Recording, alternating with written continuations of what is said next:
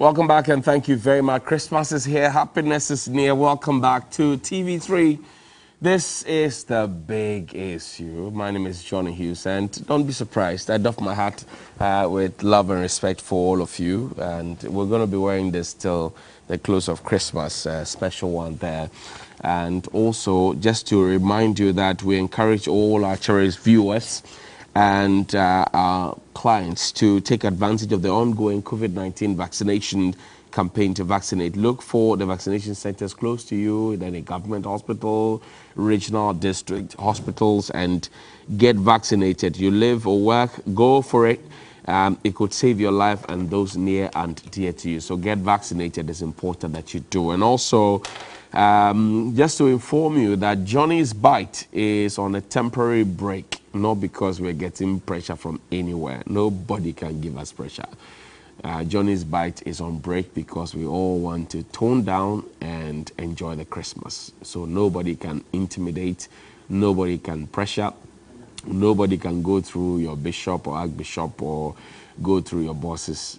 We are just on break because Christmas is close and we just all want to tone down, pipe down, and enjoy.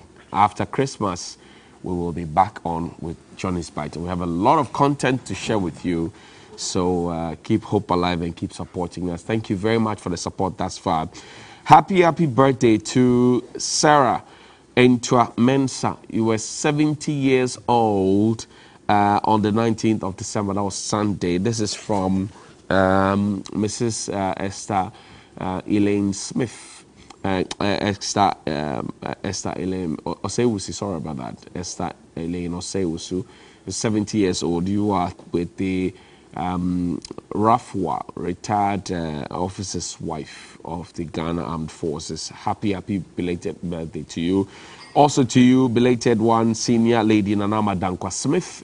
It was your birthday yesterday. And also to Nana Kwame Mchibuesiako Supo, business in Edum Kumasi. It's your birthday today. Happy birthday. If it's your birthday as well, happy birthday to you. As I said earlier, take advantage of the vaccination that's ongoing and deal with it. And also, happy birthday from Major Francis Kaku to Catherine Kofi of the ECG Roman Ridge. It's your birthday today. You have been amazing. And it says happy birthday to you, Princess. And we wish you long life and prosperity there. Now, if it's your birthday today, we're celebrating with you today. The Daily Graphic this morning says Ghana wins case in Norway. Parliament fails to approve e-levy bill 2021. UTAD is here. Police scale up security. What's on the back page? Water facility to serve 3,500 in Ahanta West, and traders arrested over adulterated palm oil. The Republic Press is next. It says boxing MPs go home after e-blows and, did I say e-slap? I don't know. Ashanti region tops teenage pregnancy in Ghana. 5 suspected assassins gunned down by police. And cleaner jailed 12 months for stealing GRA computers. And police gunned down robbers at EAG. Jean Mensah did not attend MPP delegates conference. EC clarifies. So she was not a lady that's been circulating in the press. Custodian newspaper. Baumia launches e-pharmacy digital platform today. Deal with miscreants, Boku chiefs to security agencies, and stop rascal MPs. Nyako say urges Ambrose, Mr. Kennedy Nyako say MP for Akim Street. And big banner headline, you can't hold parliament to ransom. Majority leader tells Bagbin. Can you not be sick as well? Well, the Ghanaian Times. MPs in brawl over e-levy. Parliament John Senedar. 99 offending drivers arrested in Sekondi Takrady Metropolis. Government approves funds for RegSec activities. And gridlock in Accra. Drivers commuters experience awful UTAD traffic jam. I went through it this morning. It's not funny at all. RIVAC releases 30-man provisional stars squad. And that's what you have there. Also, Ghana National Fire Service advises Ghanaians to observe fire precautions during the UTAD. The Finder newspaper, morning to Elvis Daku. Dr. Baumia to launch e-pharmacy digital platform today. Digitalization of the economy would help protect public press. President Akufo-Addo. and will work tirelessly to protect lives. IGP. Big banner headline, voting on e-levy postponed to 2022 as Parliament resumes January 18. Reminds me of the Kumipreku days on VAT 1995, postponed to 1998 and implemented finally. Consultation is key. Daily Guide, more investments in education coming. Dr. Osei Oyeduchum is Minister for Education. Ghana wins Norway Chancery case and Sosi to amend incompetent motion against the IGP. Beast in Parliament, free for all fight. Eseweni and Sewokashe. Milo hands for debutants. AFCON tickets and AFCON will go ahead. CAF Chief Samuel Eto'o. Also, Pele blesses Mbappe and majority in favor of Biennial World Cup.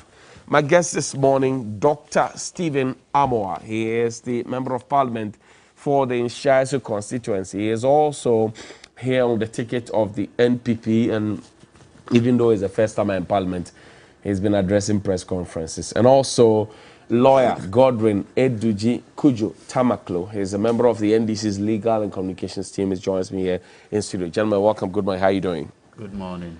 Stephen, good morning. I had to wear this because you're looking casual as well. So. Good morning. I'm okay. I'm all right. You're fine. You look very casual today. Actually, you're on holiday. Not really. I think I couldn't really wake up well. We've been going through a lot of stressful times. And the whole body is very tired. Fatigue has set in.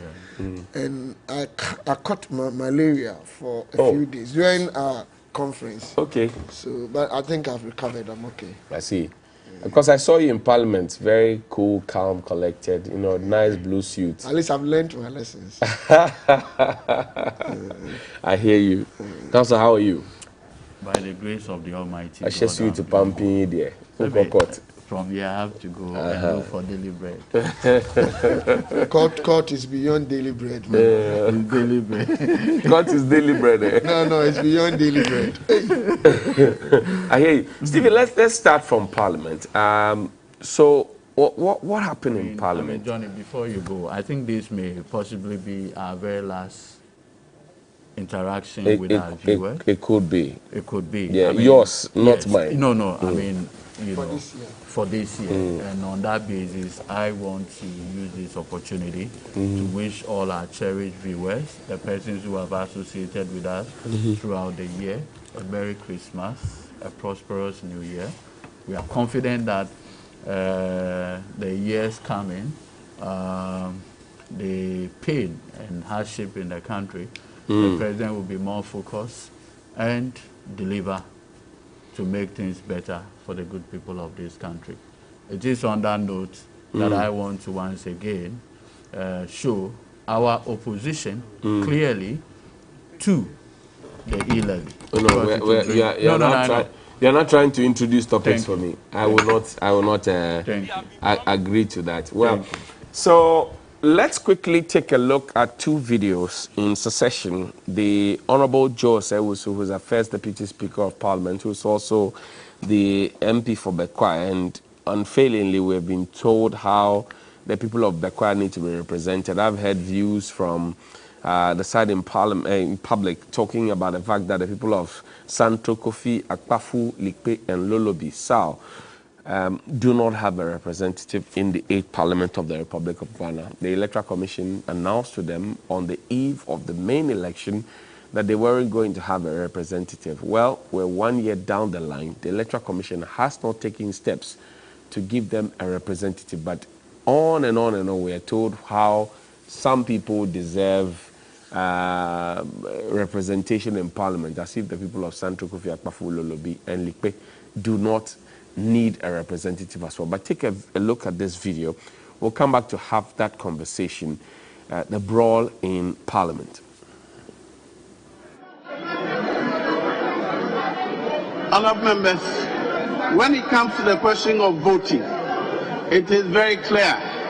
Any time any of the deputy speakers or any other member elected to preside is in the chair, that member does not vote. That has never been in dispute.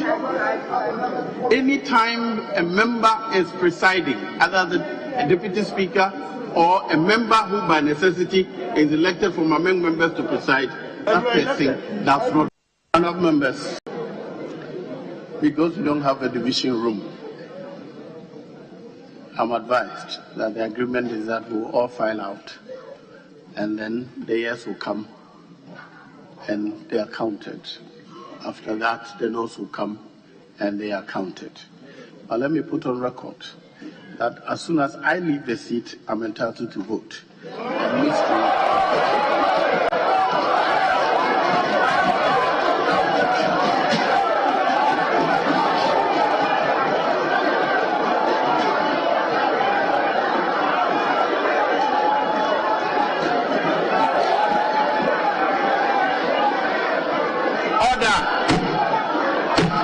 Midway, when the second deputy speaker has voted, he will relieve me and I will cast my vote. Thank you. So that's Honorable Joe Sewusu, popularly known as Joe Wise. He is first deputy speaker in the 8th Parliament of the Republic of Ghana. Stephen, I'll start this with you. How did you feel? Because I saw you when the division started. You came in your nice, bespoke blue suit, bowed, went to take your seat. How did you feel when you saw your colleagues on the speaker's days throwing blows at each other and in a WWE fashion? How did you feel? Thank you very much. First, because we're approaching Christmas, just a second, I would like to wish the entire Ghanaian community a Merry Christmas, and also pray that we are ushered into a more stable and more prosperous and more united New Year 2022, especially the good people of Inshiayeso constituency, the Utumfo, Asantehene, Gamanche, all the chiefs in the country, and then the president and the wife, the vice president and the wife, the opposition leaders, His Excellency former President Mahama, and the Vice Nanaji, all of us, I mean the media, everyone. Right. I'm sure Ghana will be better off. Those who plant food for us, farmers, those who clean for us, the taxi drivers, all of them. I would like to say that next year, by the grace of God, inshallah, it shall be well with us. Amen. Amen. I think, of course, anything of that nature, nobody will be happy with it. However, it does happen once in a while, even in some of the developed economies. It does happen. They exchange blows. That doesn't mean it has to be accepted and entertained in Ghana. It does happen. Sometimes we all lose it and make mistakes, and it happens. If we were to apportion blames, then I think the issue of I don't understand, or this is my position, or that is my position, I'll move to where the speaker is. We must put an end to that. Because that is what actually started all these exchanges, the blues. We could always have misunderstanding. This whole thing has a remote cause. And I think the remote cause started from when the finance minister agreed to the concerns raised by my minority brothers and said that, okay, give me just a short time for me to engage leaders from both political divide. And that was not taken. His prayer was not taken, and it was put to... Was his prayer not taken? No, it was not taken. I was in Parliament that day. No, let me explain to you. He asked the speaker that this should happen. And they said that, I'm a first timer, but our leader said, and NDC could not say anything, NDC members in Parliament, sorry, that the first time this thing had happened, such prayer, the discretion lies with the speaker. He has the prerogative right to accept, say I've accepted or not. But then the speaker said that, okay, the House should decide. In other words, you have to put to... I thought that I was in Parliament. I heard Speaker Bagbin say that in fact, the prayer that was being sought was that that was the last day for the debates, where the majority leader and the minority leader had to make their closing statements and the question would be put. Then the majority leader had raised the question, suggesting that he wanted the finance minister to make an input. That's the prayer. And then the Speaker of Parliament granted that. So after the minority leader spoke, the majority leader spoke, then the finance minister was given an opportunity to speak, during which he had indicated that he wanted to meet with the leadership of Parliament. That's what I'm saying. So his prayer was granted. His prayer, if he wasn't granted, why would you have spoken? I'm not talking about that phase. Right. He was allowed to. That's right. That one is clear. That's right. Nobody will come and say it wasn't clear. That's right. But then, for the speaker to say that the House should decide on what he was asking, they said it was very unconventional. It had never happened. Is that not the practice in Parliament? That's what they say. It had never happened. Right. Whether that was wrong or right, that's not what I'm talking about. But I'm saying also that, for example, in Parliament, when the debate had been held all week, it was out of place for the finance minister to have even come to ask for injury time. We've moved beyond what you're saying. No, I'm saying that. Can we address the phase I'm talking about? No, so I'm saying that in Parliament, at least I've covered Parliament since 2008. I'm saying that in Parliament, it was unconventional for the finance minister to come and ask for injury time at that time, to say he wants now to engage the leadership. No, it happens all the time. I'm not talking about it. I'm coming. Since I came to Parliament, not even once a while, many a time, they can break for, suspend for maybe 30 minutes, 1 hour. It happens. Even sometimes it can happen twice during a sitting.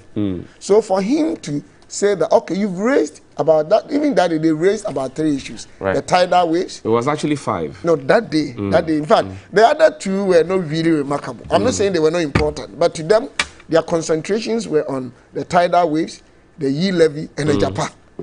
The ACA and all those other facts were quite silent, even though they said they were part of their concerns. But the finance minister humbly prayed that, let me meet the leaders the stakeholder leaders or stakeholder bodies or whatever. And I think that was the best opportunity in terms of time resource for stakeholders to have decided that, maybe we could judge and say, we are taking it out, we are reducing it, we are holding on to this. And there was explanation for this tidal waves. That, maybe there was a mistake, but they considered already, government had put in about 1.5 billion, solving some of it. So there were issues, but they said no. But where was the finance minister all week through? Every second, it's not one-on-one. Where was the finance minister all week through when the debate was happening in Parliament? Because the finance minister had an opportunity, or Charles Edubuahin or his 2 deputies, Abena, to have been present at the debate and to have shaped the debate. So because through all the week when the debate was happening. But because to you, Abena was there, sometimes Edubuahin comes, what's his, John Kuma, Honorable was also there. And because to you, this thing could not be addressed. It's not because to me. So, but what you're saying? I'm saying, where was the finance all along, minister? you're not making me talk. I think we are doing one-on-one. No, Stephen, you are my brother. I'm saying we are not doing one-on-one. I'm saying, where was the let me put my thoughts together. Okay. Then please put it together. I'm saying, where was the finance minister? Your questions are very legitimate. I'm not saying they are wrong, but I think it's like go ahead. Sorry about that. I agree to what you are saying. Sorry about that. Sorry, I agree to what you are saying, and even a lot of other people.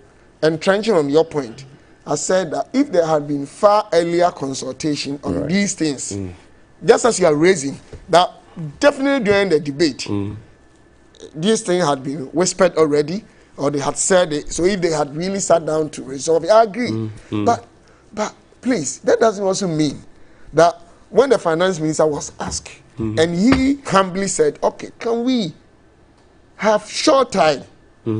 That was where all these problems started. I think my minority brothers had rather taken prejudicial and entrenched positions. Because if they had agreed, we had suspended the House for maybe 30 minutes or 1 hour, probably something good could have come out of it. We wouldn't have gotten where we are. But having said whether they were wrong or right, or if maybe majority side, which I don't know, because I always use this phrase and people laugh, asymmetric information.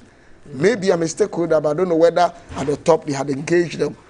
maybe if they had also done far earlier consultation with them, and all stakeholders had offered open culture systems where, I mean, they could judge all individuals or group opinions have been taken, brought on board, well, explanations given. Because I personally, as a finance person, anybody that is speaking against this evil, in my opinion, when you say they changed the story, somebody said they were fools. How can I use that word? But I'm saying that people sometimes do not understand certain areas. Where Ghana is today, boss, let's be honest. We had gone through almost 20 months of impaired productivity. Whether you can say out of politics, no professor can change this financial economic analysis. Markets were not being active. Industries, even at a point in time, we had to stay home. Cars were not moving, ships were not going, nobody was working. Government was paying civil and public service workers in this country. Government was performing other obligations in terms of expenditure, both statutory, quasi-statutory, and even discretionary ones. We shut only 3 places down, not the whole country. What are you saying? We shut Accra, Tema, Kaswa, Kumasi down. But let me ask you. Bole, Bamboy, Bogatanga, Wa. When I say, I make the general, but let me tell you, these things affected those areas. Because some of them were coming to and fro, coming to do business, and embark on activities. And the major economic activities in this country, check out these But areas. our ports were not closed. Ports, how many ships were coming? Our ports were not closed. How many ships were coming? I just need to place on record. I'm saying, I never said the ports were closed. I have never made that statement. But you knew that ports were seriously affected adversely to the extent that even the few ships that were coming, things were charging $4,000, $2,000. They were charging $12,000. Let's be fair with ourselves. Right. And because our market and industry activities were sluggish, our GDP was not growing. That one is not any economic manager's fault. Right. I mean, it was not growing. However, government was spending. We were having revenue shortfalls, over 11 billion. And once you spend and your economy is not growing because of the pandemic, you have debt to GDP being high. Nobody can change this. They can do whatever politics they want to. Then stakeholders, including our minority brothers, raised a lot of good concerns. And they were like, no, we are borrowing too much. Whether it's our fault to borrow or not, the borrowing is going up. So we should bring that down. So if we are not borrowing, you are being careful with borrowing. What is the other option for financing? But even before COVID, we were borrowing. But before colonial days, after colonial, we are all borrowing. That's what we are talking about. Can I concentrate on my destiny, please? Go ahead. What you are doing is not right. Go ahead. Let's have constructive discussion. Go ahead. Because if you don't, I'll go home. Go ahead. And be honest with you. No, you can't. If you do, I'll walk up. You can't threaten because no. So I can drink leave. tea. Can you relax for me to put my things together? Relaxed. I'm trying to tolerate you, but what you are doing is very wrong. You are trying to tolerate No, me. yes, because what you are doing is wrong. No. If you like, I'll leave your show. It's your show. Because what you are doing is not fair. We are not doing one-on-one. Please, I've tried to be very humble and respectful. Let me speak. Stephen. No. If you do, I'll go. Stephen, tone down. I'll leave. Stephen, tone down. Let me finish. Stephen, then you ask me a question. Stephen, why are you doing this? Tone down. You can't threaten me on my show. No, I'm not threatening you. I want to express my fundamental rights on your project. Just stop. I've extended. How can you say we borrow? Who doesn't know we don't borrow? Stephen, I'm stop saying being that, cheeky. You're a moderator. You are not being part. Stephen, tone this down. Thing you do, I don't like. Please. I have extended. You're not doing the right thing. Stephen, Stop. Let me speak. Hold on. This strategy is old. What you are doing is very outmoded and primitive. You should stop. Don't say it's old. Stephen, I've extended to you all courtesies, including what you are doing is bad. It doesn't matter. It doesn't matter. But you cannot bring me here and behave this way. So you're saying I shouldn't ask you questions? You should, but what you do, you're not even allowing me to talk. You're not doing one-on-one. Have you not spoken for 4 minutes already? No, you're putting words into my mouth. Have I said we don't borrow? Now I'm saying that you complain about borrowing. I never said, I complain, but what I said, have I said that we have no right to? You just take me out of my track. You don't want me to even talk. Okay, go ahead. I'm making this fine analysis. Let me finish. You ask me a question. Go ahead. Then you don't want me to do it. So I can't ask questions when I see I'm not saying you can't ask questions, but you cannot say that we are doing one-on-one. Okay. I cannot finish a sentence. How? Oh, you are speaking for 4 minutes. Go ahead. If you like, take your show. Go let ahead. me finish. Go ahead. So why are you doing this? Go ahead. So now how can I even continue where I started? Go ahead. It's not right. Please. What I'm trying to say is that people advise us that we're borrowing, which it wasn't our fault, because we're having revenue shortfalls. But trying to listen to the advice and trying to find the only option left was to take revenues. Look, between 2014 and 2016, our brothers who are in minority and complaining, taxes they increase or they impose on Ghanaians, they were 26. I'll send them to you right now. It's never occurred. 26 tax components. 2017, MPP government under His Excellency Nana Addo Dankwa Akufo-Addo either reduced or took away entirely 16 tax components. These were the financial services like Kayayo, imported drugs not manufactured in Ghana, goods and services, all those, they are here. So if you're even talking about which regime is considering Ghanaians in terms of mitigating hardship on them by introduction or increment of taxes, we have done so much work. But the situation we find ourselves in, our fiscal space is congested. Debt to GDP is over 77%. Talking about that, we have unemployment there. Talking about social intervention, but we have interest payment. Interest payment is as a result of accumulated debt, not only from NDC to MPP time. So these are all things that we ourselves, as a country, we cannot sit down and joke with. Those who are saying we should not tax using the yield levy or say we should reduce them, I'm not saying they have no right to express the opinion, but they should give us proper detailed document that, okay, if you even reduce the tax component or levy component by 2% or 1% or 0.5%, we can generate 1 billion a year.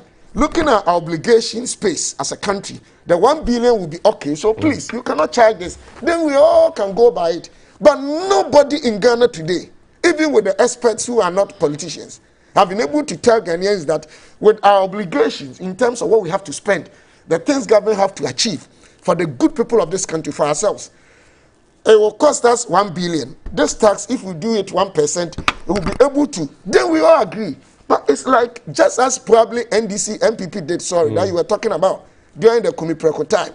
The same thing are happening. Okay, do we continue to do politics because MPP did, NDC did, MPP did? When NDC wins power, MPP, I'm sure, will do the same thing. But let's ask ourselves, is it concentrating Ghana in a very strategic position to change our country from where we are? That is not. So the point I'm making is that we should all be careful the way, it's like the work that you are doing, despite the argument. I can't do your work the way I'm doing it. It's your field. Me, I'm a financial economic person. Right. Lawyer, I can't do it. But we have a country today that somebody can even criticize a medical doctor, and the person is probably my mother, who cannot read and write. And this is changing the thinking cap and the decision-making processes of Ghanaians. And it's not only MPP and DC that will suffer. All of us will suffer. So what I'm saying is that those who are claiming the yield levy is good or bad or we should reduce should give us a detailed, proper work document so that we can all be convinced and say that this is it. But not because of politics or because we want to display our ego trips or unconscious incompetence or intellectual dishonesty. It's not going to get well for us. I'm sure you have also heard the argument people make that, look, show us what you have done with the taxes you have collected. For example, you want to collect e-levy, and the argument is that you want to use e-levy to create jobs for young people and all of that. But you had previously collected the communication service tax, which you said you were going to use to create jobs for young people and also to help fight cyber crime. Are you able to point Ghanaians into the direction of saying, we created X number of jobs in electronics, we created this, in communication, we created the X number of jobs, in fisheries, we created X number of jobs, blah, blah, blah. Then people can then have confidence in you that once you collect the money, you utilize this well, because tax mobilization is equivalent to tax utilization. Once you collect the tax, you use it, you point the people in the direction which you have used the tax, then you can inspire tax compliance. But now you have not shown them what you have done with their money. Can you come back confidently to come and collect money? That's where the pushback is coming from. Lawyer, see, such intelligent question. You are so good. But sometimes you don't even allow us to speak. Allow me to do my work. You're very smart, but intentionally allow me to do my work. You see, the question you're asking, if I tell you I hold the document here right now, I'll be a liar. I don't want to say that I lied to you. But in terms of job creation, it's not only just one area. let's not forget about the fact that the IMF banned public service employment. You remember from 2012. There were conditionalities. Even including health sector, the essential activities in any country or society. This government came. What happens? Go and check. The health sector, some IT officers were employed there from 2012, 2015, 2016, 2017, 2018, 2019, 2020. They have started working on that. Apart from the NAPCO, which was probably temporary for them to learn skills. Even where I was asked to manage Maslok, we offered about 100,000 beneficiaries money to do business, expand or start or go into entrepreneurship. About 78% of them were women. Out of that, about 62% were youth. So you look at this government, there is still unemployment issue. I always say that unemployment, we cannot blame only MPP or NDC. From colonial masters up to now, we have not been able to match population growth with employment expansion. We have not been able to create conducive environment for stable jobs. We as capitalists, we are not like the Social Democrats. They are supposed to create direct jobs as central government. We rather help the private sector. And that is why when we come, you see some of our fiscal policies, monetary policies, i.e. interest rates and co, we try to bring them so low so the private sector will develop and employ people. This is our work. And if interest rate has been reduced from almost 40%, that's about 37% in 2016 to 21%, it means the government's endeavor to create jobs in the area of private sector is on course, except that we still have a lot of people unemployed because it has been there for so many years before former President Mahama and before this government. But what we are trying to say, and I agree with you, is that Ghanaians want to know more, understand more, the taxes they pay, how effective, how efficient, how judicious we use them, because we also have a lot of leakages. A lot of leakages along the value chains of projects in Ghana, whether government A or B. People steal, the money is paid by people are used not for productive areas, and that they become concerned. You understand? That one I agree. In fact, the finance minister was asked to provide those details, which would then be the launch pad into whether to accept the 1.75 e-levy or not. Those details have not been provided. No, let me tell you. Tell me finally, so that council can come in. Let's be fair to our opposition brothers, respectfully, believe so much in propaganda. You see, but that's a fact. Okay. They've been having propaganda secretary. Go ahead. Just recently that they changed only the caption. To communication officer. But the content was the same. They hadn't changed the extract were the same. You see, you know what they do. And that is why they always win the propaganda war against MPP. They know how to sell their product. They know the caliber of people they are dealing in Ghana here. They know bad news fly. When has any minister, and even in our budget, we state the jobs we've created and other things, except that they don't give detailed work, as in one in here, one on the road, two on this. In any case, the NDC government of fraternity, they have been in power, if you had even PNDC, far more than any other political fraternity in our country. Let me ask you, had they done that? That they give details. But we were able to catalog the jobs we've created, even in the area of agriculture, in the area of trade and industry, in the area of, infrastructure, in the area of IT, health sector, teachers, nurses. Do you know we've, even under Nanado, about 100,000 teachers, new teachers, have been employed. Were those details provided in Parliament so that it will engender the confidence of the minority to say we will endorse all the e-levy? In Parliament, yes. In fact, in Parliament was the first time, because they asked questions that I heard from Education Minister, that MPP came, about 90,000 to 100,000 teachers have been employed. It was in Parliament. So these questions are there, the minority brothers, they know. But what they want to do is, right now, if you ask me, I should tell you A, B, C. I might have known. But because I haven't prepared, it's not within my tradition. That's only fair to you. But the point is, boss, under this government, I'm asking one thing, that anybody that is honest and serve this God, we are all serving. Me, I'm not holy, I'm not angel. Either Korean or Bible. Should do Ghana one good thing. Pick every performance parameter everything, right from infrastructure, economy, social, everything, security, that Akufo-Addo's government took over 2017, 7 January. And please find out that each of them today, is it better or worse? So that we stop doing the propaganda and the wishy-washy, we are suffering. Well, nobody say nobody is not suffering. Is there any era in Ghana's history that nobody has suffered? But let's know that if we hand over TV3 to you today, after some time, the only way to know whether you've done well or not is that you had this number of items, this painting, your cash flows, your turnover, this number of staff. Are they the same or worse or better? I'll tell you something. And they don't want to do I'll that tell you because something. it's better today. All of them, about 90%. I'll tell you something. My scorecard is that when we took over TV3 New Day, we were number 3. We have been number 1 since 2018.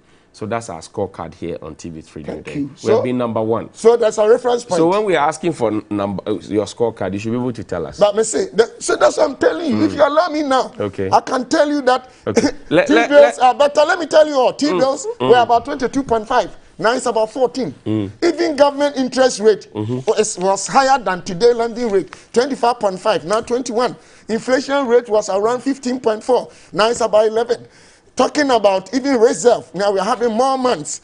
Talking about pro-poor policies, we've been able to strengthen those we had, and we have even added one major segment, pro-poor policy.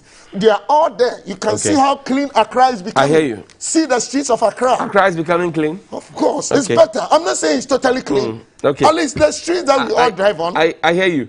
Quickly answer this for me. Was the first Deputy Speaker of Parliament really shaking like a leaf, as your leader said? How can I answer this question? But you were in Parliament, you were on his side. Yourself. You saw the Speaker. Did you not see Joe Wise in Parliament? But then he was shaking like what? Yeah, your leader said he was shaking like a leaf. My leader was closer to him than me. Okay. I'm far. Okay, yeah, I know you're a backbencher. Exactly. But did you see him shaking like a leaf? But anybody would have been worried what the NDC guys started doing. No. It's not about the worry. He said the man was sick, he was shaking like a leaf. I'm asking you. Sick. In fact, before God and man, I heard even before he had complained he wasn't well. Okay. Not to me, but before this God, he had complained. A colleague told me that, First Deputy Speaker even said he wasn't well because they said Speaker too wasn't well. Okay. You know, Speaker hasn't been well for some time. That's right, yeah. So that's about whether he was shivering or shaking. I wouldn't say something I'm not 100% sure because I was very far. I'm very last. Would you want to trust your leader, what he said that he was shaking like a leaf? Bonsu, trust me, he's not a perfect person, but that man is a very honest person. I hear you. But being honest doesn't mean you can't make mistakes. I hear you. So he was shaking like a leaf. You want to agree with that? So that's all that you're interested in? No, I'm asking you a question. I have not concluded. Why are you concluding? But it's possible he could. Okay. You can shake. I can. When I get malaria, about 4 days ago, I had malaria. Shake like a leaf. Even fear, your adrenaline. Some people, when the adrenaline is released, they show different signs in terms of body gesture and other things. So it's possible. I shake like a leaf. Okay. Well, is it wrong to Council, step in for me. Like so your side in Parliament engaged in fisticuffs with the majority over an e-levy. So the bottom line is that the government wants to impose an e-levy. You are against it. And that's the basis for the blows, if you like. What do you say now? What next? You see, Johnny, when you are dealing with a group of people who have in their DNA lawlessness, no respect for their own rules, I mean standing orders, you are left with no other option than to deal with them on their own terms. More so, when the person you expect to be the leader of government business is not willing to be honest to the conversation, then it begins to tell you that you cannot deal with these people on the turf of decency. No. The reason why I make this point is this. You recall, when Minister Ken Ofori-Atta put the budget before Parliament on behalf of the President, among other things, he indicated that they were going to suspend the collection of tolls. You recall? Now, immediately the budget, and in the minister's own words, that the suspension takes effect once the budget is approved. But then the ministry has also made an argument that the minister has the right to do that. I'm coming. Suspension. Thankfully, in this country, we are organized by the rule of law and not the rule of men, like Amwakwata. In this country, as early as 1975, we had the NRCD, Lawyer Amwakwata, which is the Tolls Act. That's right. That Tolls Act has organized the collection of tolls in this country. In 1999, we amended the Tolls Act to become the Tolls Amendment Act, 1999, Act 390. That particular legislation does not give the minister the power to suspend. It does not. Now you have a situation when the minister, in a very reckless manner, proceeded to suspend the tolls without recourse to Parliament. What happened? This same Oseche Mensah Bonsu came out to say that the reason why the minister did that was that they were fisticuffs. Do you have reason to doubt him? In the 36, 38. You on this platform had asked the minister to show one evidence that was of physical. That was on Johnny's Bite, not absolutely, here. But that's your platform. To date, they have not been. And you want to believe this Johnny's Bite is on break. You see, this morning, you have done something very fantastic. You've played the video of Osei to the viewing public. In that video, he made it clear that he was going to leave the chair to allow Esiama to assume so that he can go and vote. So this afterthought, rationalization by Chairman Sabonsu, is gross disrespect to the people who elected him as MP. He has no respect for those people. He has no respect for the intelligence of the good people of this country. And he thinks that he can, in a very shameful manner, tell us that Osei had a stomach upset and that he was shaking like a leaf. Do you have a different view? The man himself had already said, okay, the man himself had already indicated on the floor why he was about to leave. And you know what they wanted to do really? Is to allow Osei go out there, get counted, and their retort will be, if you disagree, go to court. We have made it abundantly clear to the NPP that the issue about going to court won't happen again. Why? No, we'll resolve everything at that place. Why? No. You see? But that's the result of what we saw. Yes, that's embarrassing. No, embarrassing to who? To all of us. Please, you see, the kind of people that we are dealing with, the people we are dealing with, look at their history. They believe in confrontational politics.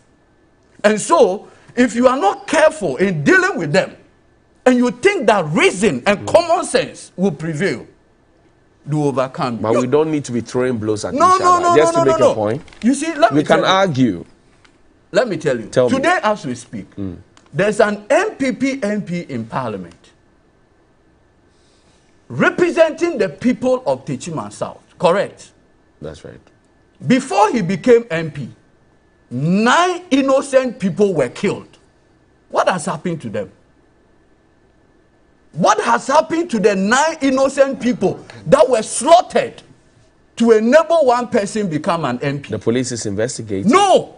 Why? As we speak, our party had to even take the initiative of going to the police, going to Shraj. Nothing had happened.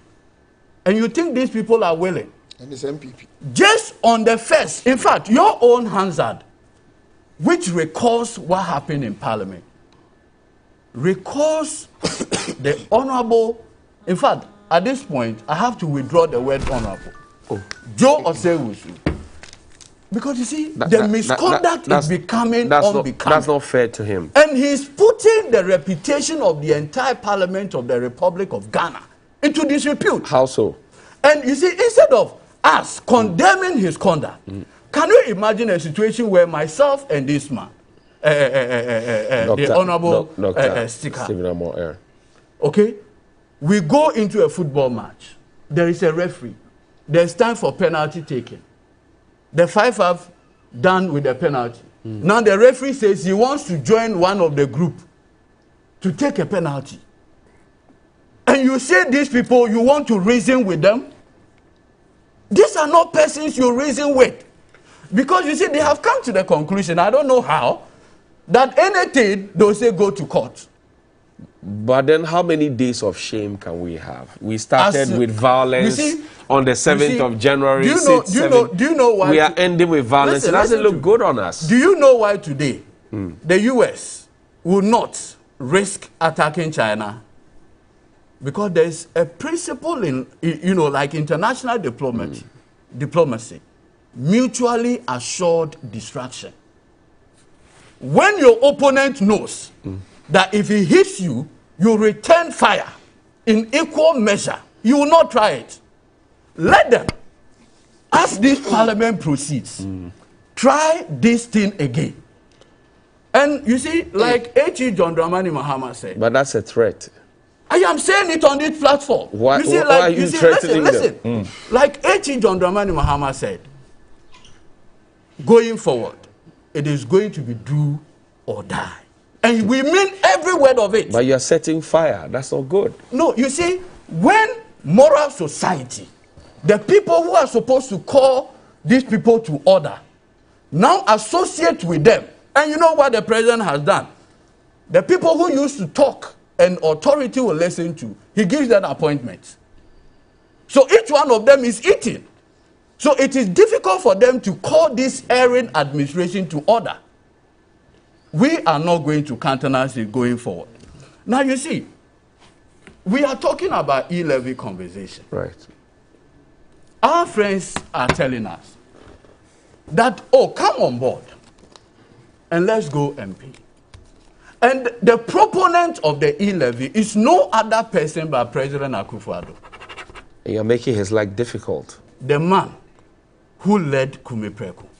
But you're making his life difficult. In fact, if there is anything called hypocrisy, it is what he represents. Really? Today, do you know what VAT has done to the economy of Ghana? But for VAT, we won't have national health insurance. But for VAT, we are not going to have GET Fund. But for VAT, we are not going to have Ghana Infrastructure Investment Fund. The last time I checked, we are even using proceeds of the Ghana Infrastructure Investment Fund to support the Puma project. And who are the people behind Puma project? The husband of our First Lady's sister, Dr. Nyantechi. That is what we are using the Ghana Infrastructure Investment Fund today. Entirely? So, I mean, at least in support. But you see, this whole conversation about e-levy had come about because this government, in a very boastful, arrogant manner, think that they can bulldoze their way, even when majority of the people of this country have shown that they disagree with the introduction of this, what is often called Bamia tax. But the government has told you why they need the money now. Because look, literally we're broke. We can't run to IMF because of the conditionalities. So we need to generate homegrown domestic revenue to be able to run our business. You see, all the things you're asking for, roads, thankfully, schools, hospitals. Thankfully, my brother here is a member of the Finance Committee of Parliament. The 2020 Auditor General's report, right, shows that the overall volume of financial irregularity recorded the year ending December 2020 is a little over 12 billion Ghana cedis. That's right. I have listened to Minister Opon Nkrumah make the point that without going for this e-levy, they will not be able to raise a little over 6 billion Ghana cedis. And the fundamental assumption of this e-levy is that the projected monies that have gone through Momo transaction over the period is in excess of 500 billion. And so 1.5% of it automatically gives them lazy way of making money. So already they have 1.75%, and that gives them 6 billion Ghana cedis. And that, if they don't go for this e-levy, they'll be forced to go to the IMF for a bailout. Minister Oppong Nkrumah had made a point. So it is not correct when it is suggested to us that they need this levy in order to do infrastructure projects to create jobs and what have you. And the reason is simple. And you asked a very intelligent question. He never answered. You asked him that the communication service tax is supposed to do exactly what you claim the e-levy is coming to do. What happened to the communication service tax? You have also increased it with a period of time. Do you know what Minister Ken Ofori-Atta has done? What has he done? Immediately he came, he introduced this legislation to Parliament, the Capping and Realignment Act. 5%. Good. So the money that is coming to these statutory funds, he is capping them, and it is on record. Look, so much money is going into road fund that the money that goes into road fund should be enough to do our roads. What Minister Ken Ofori-Atta had done is that he is capped it, so that if 1.9 billion is supposed to go into the road fund, he will take 900 million and leave 1 billion. I hear you. And you see, Johnny, let nobody mistake what is going on now. You see, you have imposed so much hardship on the good people of this country. You have reintroduced the benchmark value system into items that are basic household items, including even Indomie. Well, there are 41. The government says that we are cutting those ones so that we can empower local industries to produce. And you see, and encourage local consumption. The two of us here, we've had the benefit of reading economics. There's always what you call the local capacity to meet immediate demands. So that if you're even saying that the reason for the reversal is to assist local industry, what you cannot also take out is the immediate capacity of local industry to meet the demand. So the mere fact that you have done this does not mean that immediately local industries will have the capacity to meet our demand. I spoke with Napo here. He sat in Sibinamo's chair. I asked him the first item on the benchmark values list that came out, the 41, was sugar. I asked him how we're going to get local production of sugar. Exactly the point I'm making. And then he said that, for example, he's a doctor. Sorry, and that sugar is not too good for us. So it is also a way for government to discourage people from taking sugar. You see, so in one breath, it is to assist local production. In another breath, it is to stop consumption. I mean, you don't really know of what is dangerous and to you. See, and the problem is the policy inconsistency. If you recall, when this benchmark conversation started in 2019, the vice president eloquently said, oh, the reason is to increase imports. You recall? Today, why the reversal? Because at that time, they were facing the 2020 election. And so they needed to do something, as it were, to deceive the populace, the electorate. No, not to deceive. That is it. Immediately they got the benefit of power. What is it that they are doing? If you recall, and you see the deception, the pattern of it is so telling. If you recall, in 2020 before the election, our vice president went into the studios of Peace FM. He was asked a simple question, because at that time, the minority had hinted that they were going to tax Momo. He went there and said, look, Momo is for poor people. This. And that will never do that. It is not proper. Okay. Because there was an election. So they needed to deceive the electorate.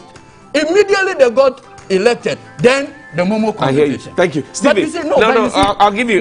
No, let me come to Stephen. You basically gave the whole time. No, I'm not giving the whole time. I've measured the time. I just checked back on something. Okay. You see, Stika here made the point. Oh, that there were 26 taxes. Right, tap components that you introduced, right? That, when they came, they have done this, they have done this. First of all, when we brought ESLA, our friends then in opposition told us that ESLA was nuisance. Today, ESLA had a sunshine clause of 5 years. They have borrowed using ESLA receivables as collateral for 10 years. So ESLA that had a sunshine clause of 5 years we are doing. But another critical issue. No. You said you ended with that. See, allow Stephen. No. You will not. Your mic is off. Your mic is off. No. Please, quickly. Take a minute. Stika, take a minute on this one. Because so now, gave him no, I am giving you equal time. Stika, take a minute on this, and he will take a minute, and we'll go.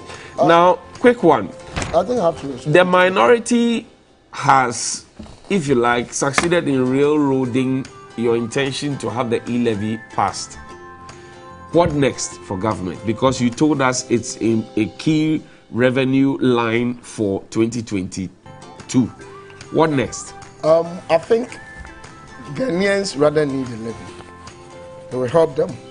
It's like giving medicine to your child. And the medicine probably is not like sugar. Definitely the child will say, oh, daddy. But after the child is well, revived, very healthy, Daddy, thank you, this is what will happen. I'll leave your question for Finance Minister and those who are directly in charge to answer. But I can tell you the e-levy, it's something that inevitably we need as a people. I didn't say we don't need. I'm saying that right now. You told us that it is a major thing he said that to run government. He said that the VAT, they had to repackage it. That's right. That's right. I'm sure this one will go the same. But how are you going? So how are you going to run now? But so how are you going to run now? Oh, but we've done some appropriations. We've approved appropriations already. Yes. So definitely. But then you told us that. Oh, Johnny, let me hold on. Sorry. Give me only 1 minute. I'll give you. Yes. I'm asking a question. Sorry, Doc. Yes. I'm saying that you had given us a plan and a policy, and told us that you were going to fund it largely based on e-levy. Now the e-levy is not coming. What is your next step? How are you going to get money to fund the plans but that you have? That's why we have budget, actuals. Then we have estimates, and then we have the variations. Right. Definitely, these are all programs. Even with the e-levy, doesn't mean we can fund all the programs. Either we can do more projects or even less. Okay. And that's why it remains budget. I hear you. But can I share with you? But please, there hasn't been any statistical analysis or research, scientific research, for people who are concluding that most Ghanaians are saying they don't like. These are propaganda talk. And two, I also advise my lawyer brother here that I think we need to respect in our society, because his choice of words, insulting, using words which do not represent road minister, represent even the president, those words are not good enough. In any case, the result is what you said, which I like. Judicious use of state funds. Right. NDC as a social democratic party, they are supposed to do pro-poor policies. Tell me one pro-poor policy of national character and tenacity they could implement with all the taxes they took.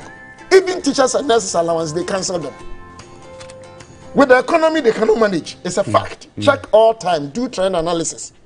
Pro-poor policies, they cannot.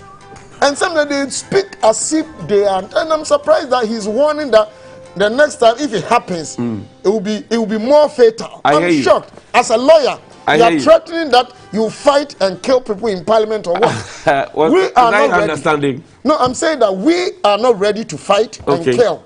Okay. Democracy is not about violence. Thank you very much. Grateful. Democracy is about having respect for Ghanaians. Thank you very much. MPP will not fight. They say your sound is gone. Thank you.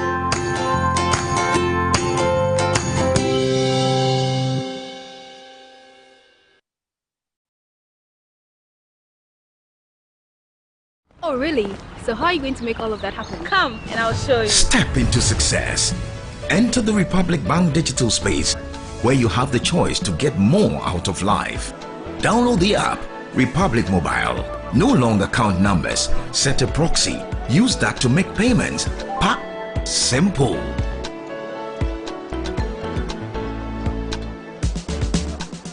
Bank anywhere at any time. Use Republic Online to check your investment balance and link your existing accounts. It's that easy. Bank on the go. Get the one account online and enjoy competitive interest rates. Relax with our digital banking suite. Republic USSD *414#, Republic Online and Republic Mobile. Download the app. Republic Bank. We're the one for you. To interview Zuzum right here in my house. Hey! Look up there. Why are you using inferior pen? It was a mistake. I no check you. Akrobetu, I'm going to knock you out. I know, sir. You deserve quality. Don't make mistakes. Stop. You did the right thing. When you are going to buy a paint, don't look left, don't look right.